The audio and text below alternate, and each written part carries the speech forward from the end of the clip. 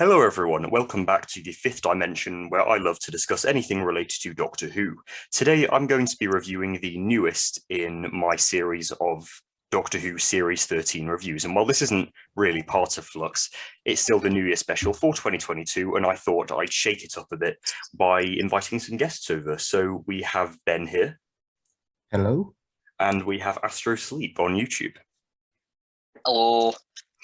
So yeah, with Ben and Astro Sleep, we'll just be talking about the episode, a couple of elephants in the room about what Chibnall has done in the episode, and of course the next time trailer for Legend of the Sea Devils. So we might as well get started. So I might as well just ask your overall impressions of the episode. So Ben, what did you think of the episode, just, as a summary? Yeah, I liked it. Not one of my favorites by any means, but also not one of my least favorites. It was serviceable. It did what it needed to do.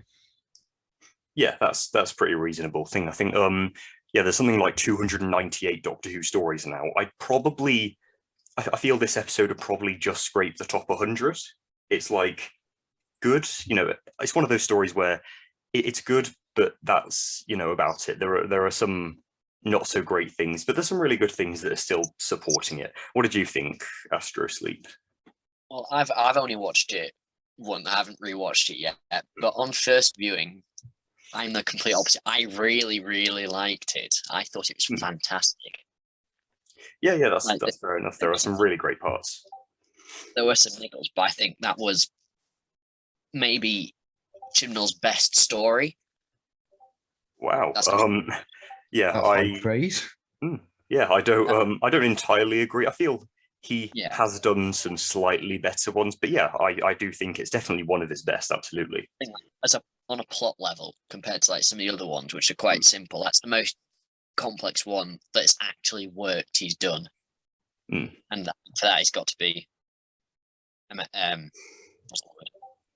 Yeah, so now we're on now we're talking about the plot, we might as well just talk about the overall, premise of the episode. So it's basically the Doctor's TARDIS, as they're like resetting it after all the Flux stuff, it causes a time loop in this weird storage facility place, and the time loop basically gets shorter and shorter each time, and the Daleks are utilizing that so they can kill the Doctor for what she did to the Daleks in Flux, even though the Sontarans did it. So what did you think of the overall plot, anyone? Just generally the premise and the idea behind it?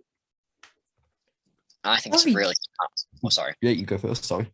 I was just going to say, it's really smart premises. I think what it is, it's the entire plot can be summed down to Heaven Sent with Daleks. Yeah, pretty much. Kind of like a Groundhog Not to the level of that episode, because that is a phenomenal episode, but... I'm not going to go that far, yeah. Heaven Sent is gold, but... Oh, yeah. It's, definitely serviceable in the way that... I love that opening with the TARDIS and how the reset. I thought that visuals was really, really, really, really good. The only thing I was hoping for was maybe a new console room at the end when it resets, maybe to go more towards the classic era console. That would be really good, yeah. I mean, I wasn't expecting that because it's known that with filming done, they've dismantled Whittaker's console room now. But with her only having 2 episodes left, I always expected it to just go back to its normal one and have 2 more episodes before we get the redesign. But yeah, you're right. The visuals when it was resetting just looked amazing. Yeah, that was a really creative, just the whole scene was just really creative and interesting. I think if there's one, people can say what they want about the Chibnall era, but I think lots of people who really hate it like to forget that the visuals and the CGI in this are actually the best that Doctor Who's ever been. Oh yeah, by far. Really. Yeah, I do have my gripes with the Chibnall era, but even that is, it's really, really good. So, we've sort of covered the premise of the time loop. Now, we might as well get cracking on with the characters. So, what did you think of the Doctor and the companions in this? I mean, okay. Whittaker currently is at the bottom of my Doctor ranking, but that's more in play with like the rest of the era itself as well, and it's not a place I necessarily want her to be. And while I thought she had a great performance in Flux, here it kind of just went back to standard Whittaker, I'd say.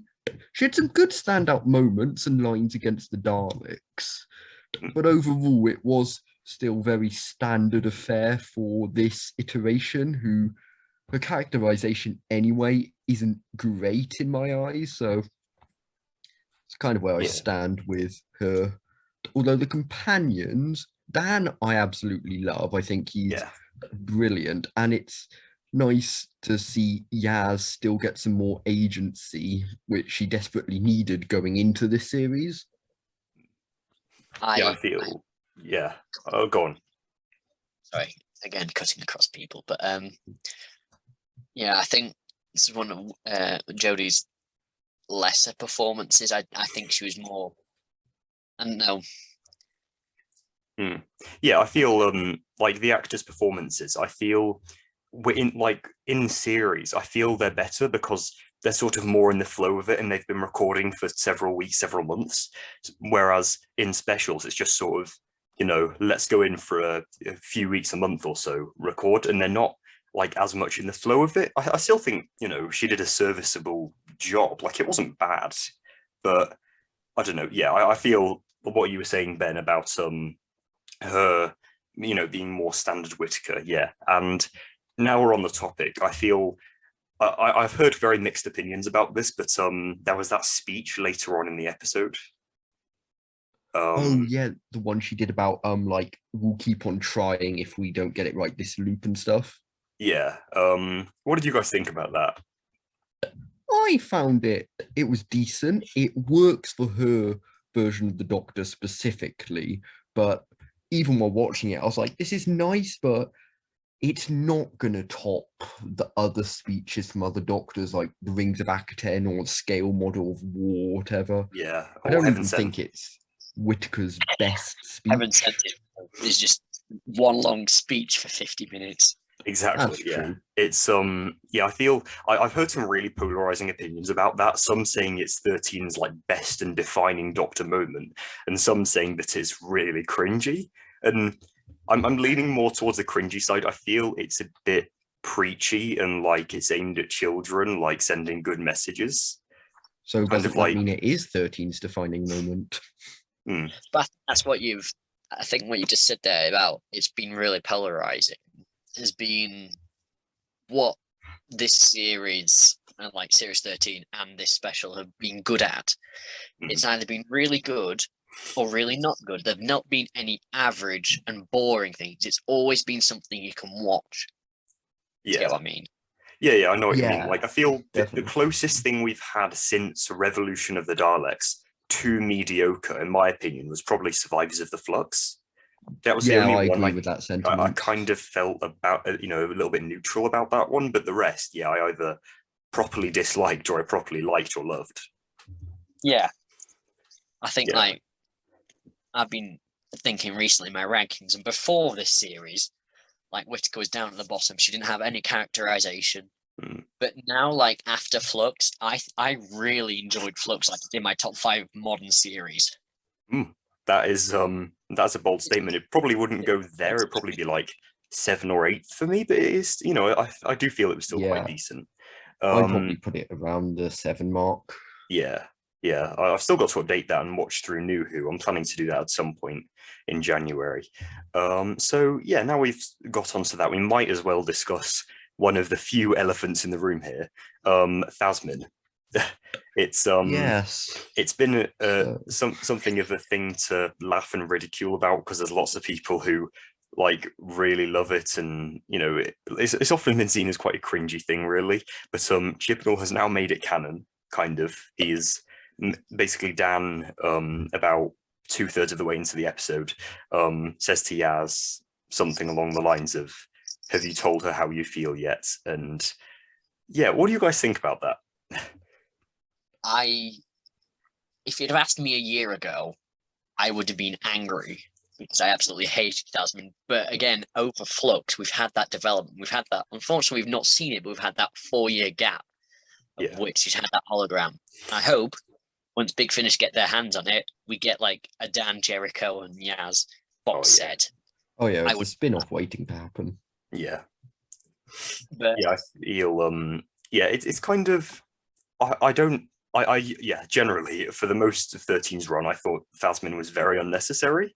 But now I don't know, since Dan likes it as well, that's obviously a positive, considering Dan is amazing, as we all know. Oh yes. But also, while it's a cool concept, and I think it'll develop Yaz's character a bit, it shouldn't happen, I don't think. I feel it'd be a bit weird, considering the Doctor's like at least a few thousand, probably more. Like, what do you guys think? Yeah, Thasmin isn't something I really want to happen. I've got a few friends who are really up for it, and seeing all the stands on Twitter like going crazy over it. But Doctor Companion romance isn't something I particularly like. River and the Doctor, absolutely fine with, but that's a bit different. Yeah, she wasn't like a main companion, and she was also a kind of Time Lord, you know. Yeah, I think when they did it in Big Finish with the Eighth Doctor and Charlie, they handled it in a way which I actually really liked. But here, I think it's fine for Yaz to love the Doctor. I've got no problems with that. But what I don't want is the Doctor to really reciprocate it back in that way. Because I feel if you look at 13 as a Doctor, she is very socially awkward and doesn't pick up on those social cues that much. A bit like Capaldi, but more just unaware than and ignorant than the sort of arrogance Capaldi had towards it to start with anyway. As you've seen that like right back at the beginning of her run, she doesn't understand these feelings as well. Like in that scene in Can You Hear Me, when Graham's talking about his cancer and the Doctor is just sort of like, I don't know what to say now. So I just feel that sort of relationship doesn't fit this iteration particularly. No. Yeah. No. I do agree. Oh, go on. Sorry. But I agree, Yaz can love the Doctor, and I don't want a Doctor companion relationship because I'm of the opinion it is sci-fi and not space dates. I don't like the space dates, but that's mainly because I really disliked Series 2 and Series 7.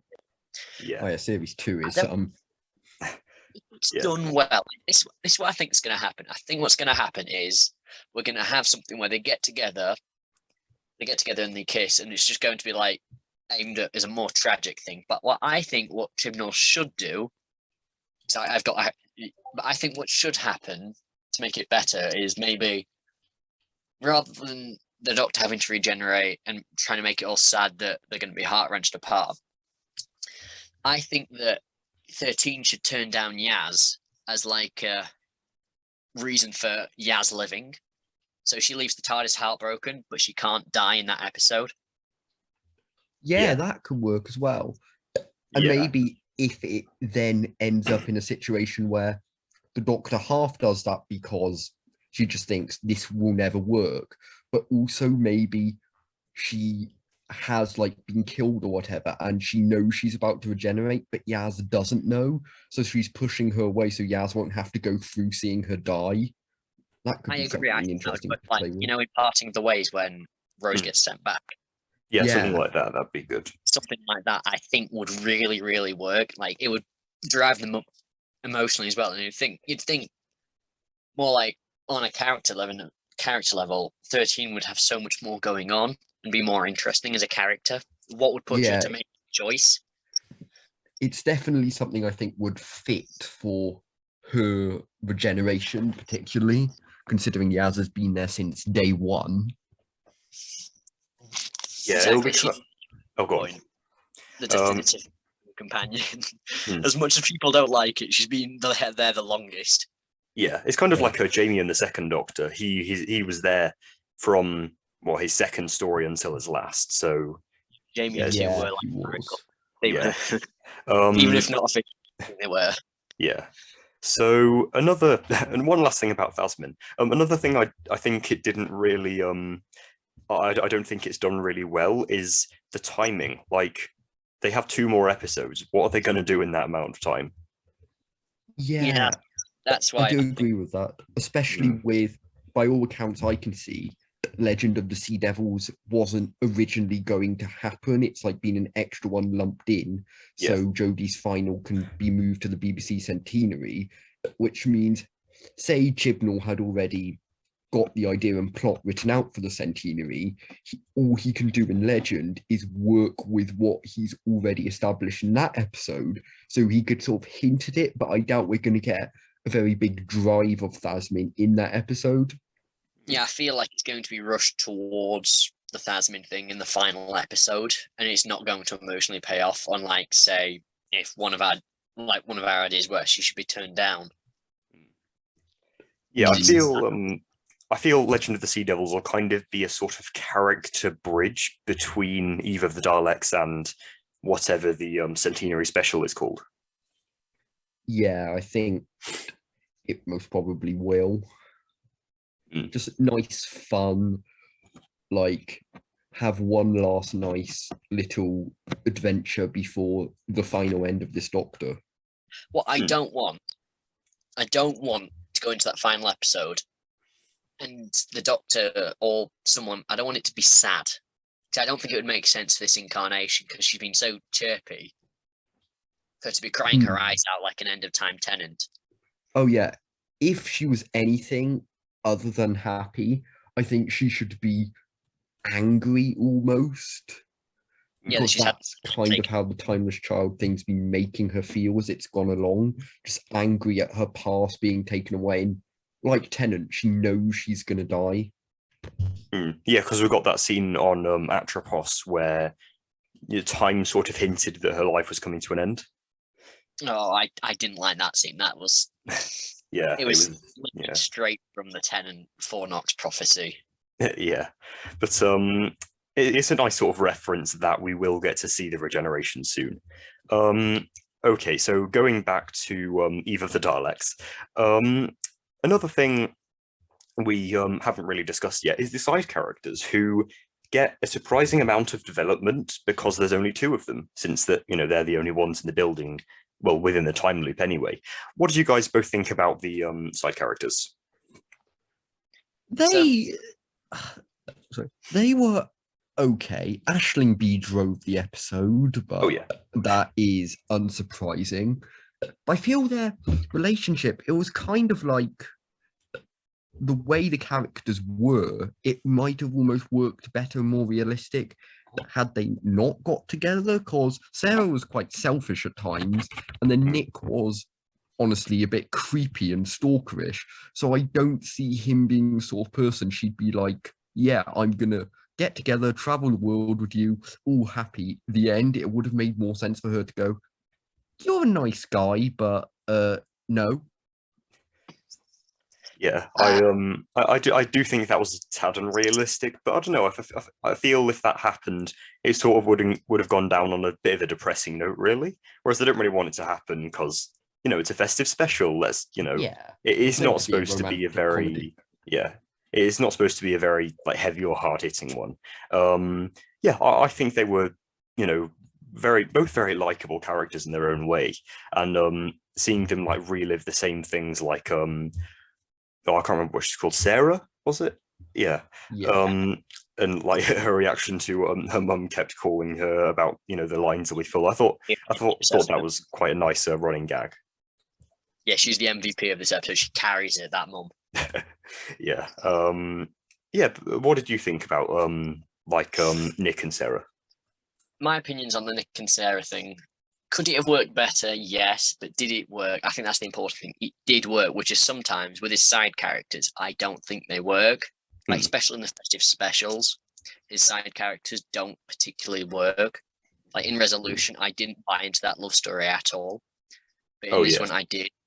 But in terms of the character, immediately I found Sarah more appealing than Nick. Nick took a while to get going. But then, like, as the episode developed, Sarah went down and Nick came up. Oh yeah, like, definitely. My views on Sarah's, but as I kept on watching, she just slowly dipped in my estimation. and was more. No, yeah, I agree. She was selfish. She was not really very nice, and you think you want to date someone like that? Yeah. Yeah, they both had flaws. Maybe that's why they got together in the end. Two negatives attracted. Yeah, that's a good idea. Yeah. Make an extra negative. Yeah.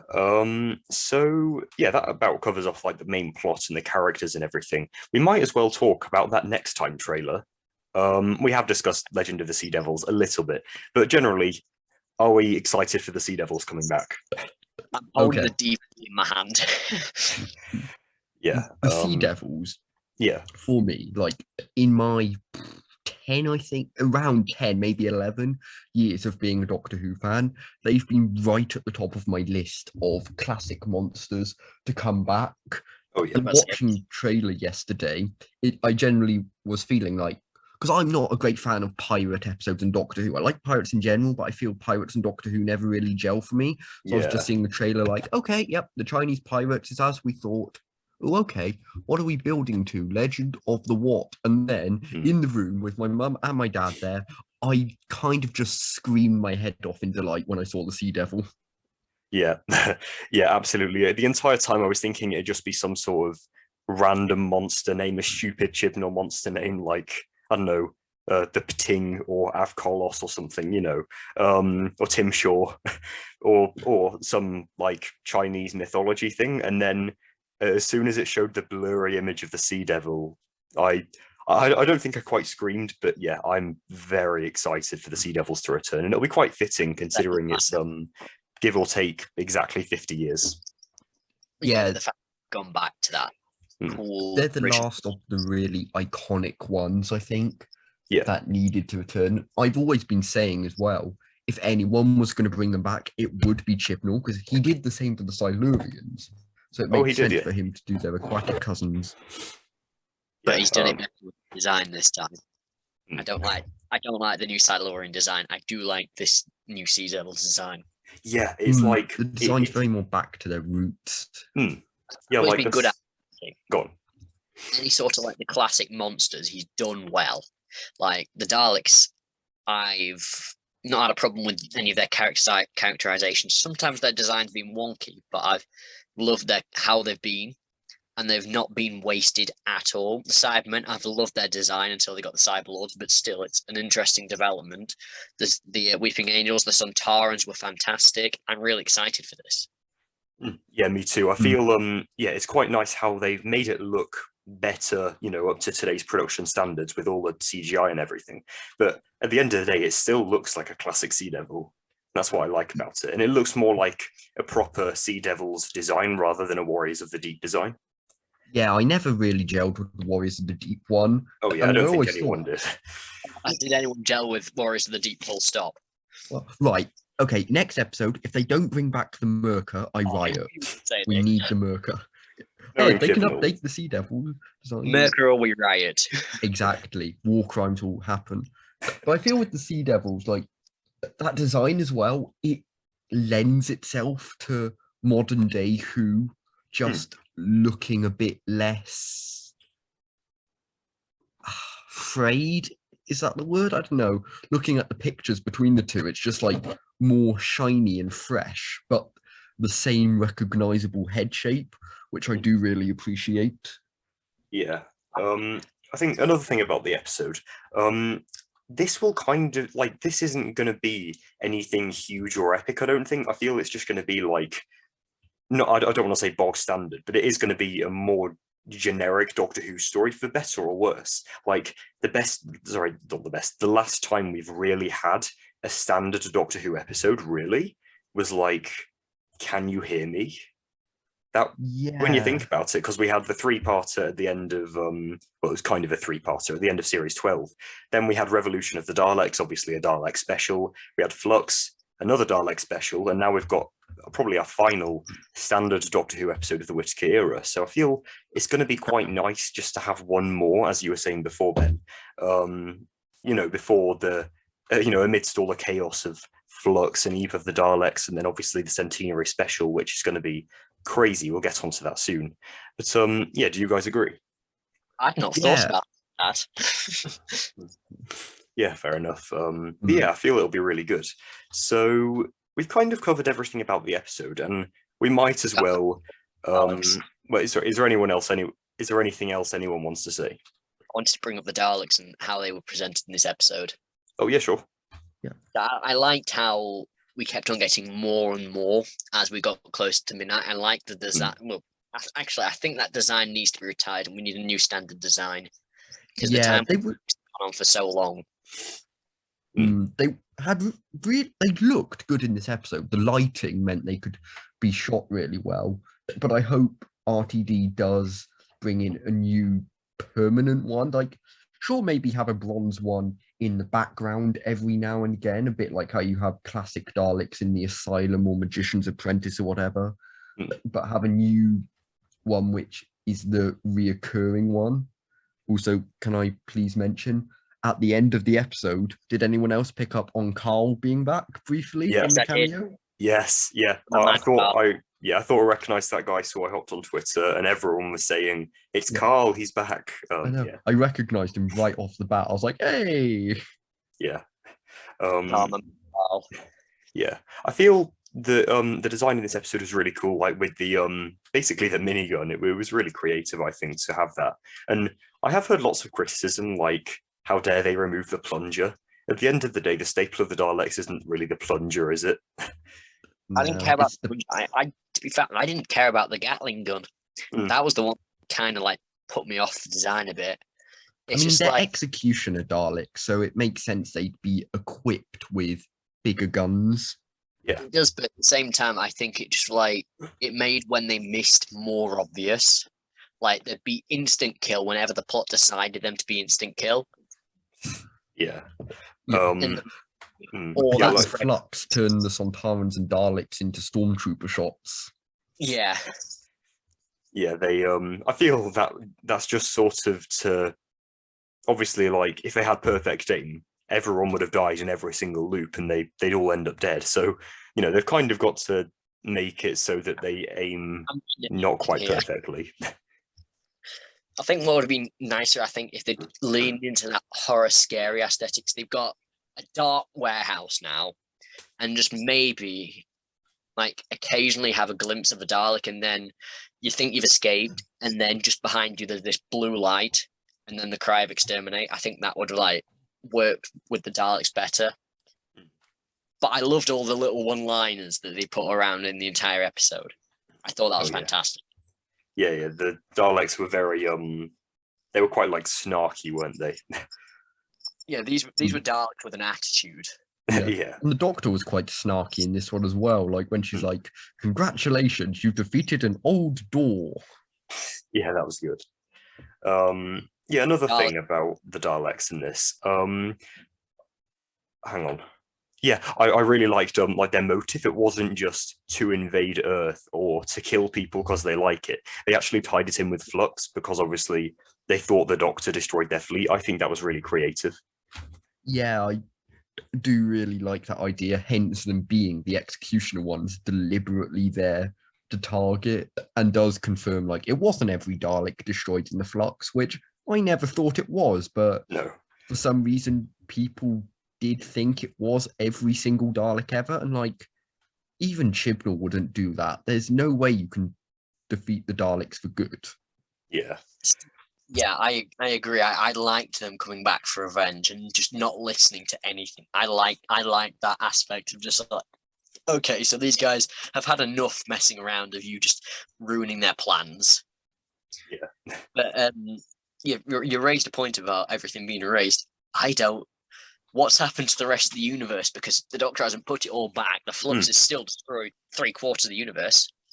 Yeah, I assume either there was a line in the Vanquishers when, as you mentioned, they could turn the universe back so they could watch the Flux destroy it again, but they never really clarified if that Flux wave absorbed into Passenger was that or if it was a second one. But hopefully we'll get some sort of answer in the centenary.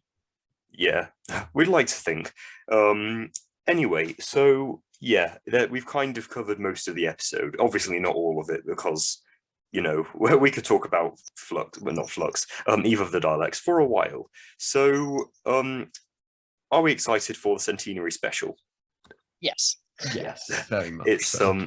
I don't know if anyone knows Graham is returning. Oh yeah, I've I seen know that. Graham and Dan, they're going to be iconic. Just like Carvanista back again, and then you have Graham, Dan, and Carvanista together. It Oh. would just be an iconic. Yeah, as much as I want Carvanista to be in it, I don't think he will be because I feel he was more contained to Flux. Yeah. But Graham and Dan, they're going to be one of the most loved double acts in the history of Doctor Who. It'll be amazing.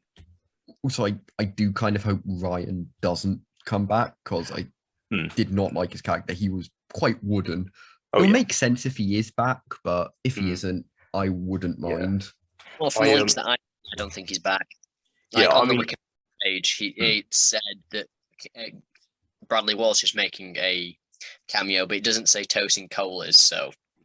That is just based on leaked set photos. So Ryan just happened, you know, Tosin Cole might just happen to have not been in any of them. He might return, although it's not like there's much demand for that, is there? Like, you know, it's Graham we want to see again. Yeah, no one's really going to be excited if Ryan's returning, but Graham, yeah, get him back. Yeah. And yeah, so that'll be really good. I'm very, very sure that the Master will return. I mean, there was kind of the set leak which sort of confirmed it, and then when Time said, beware the forces that rise and their master, which is just like hint, hint, nudge, nudge. Yeah.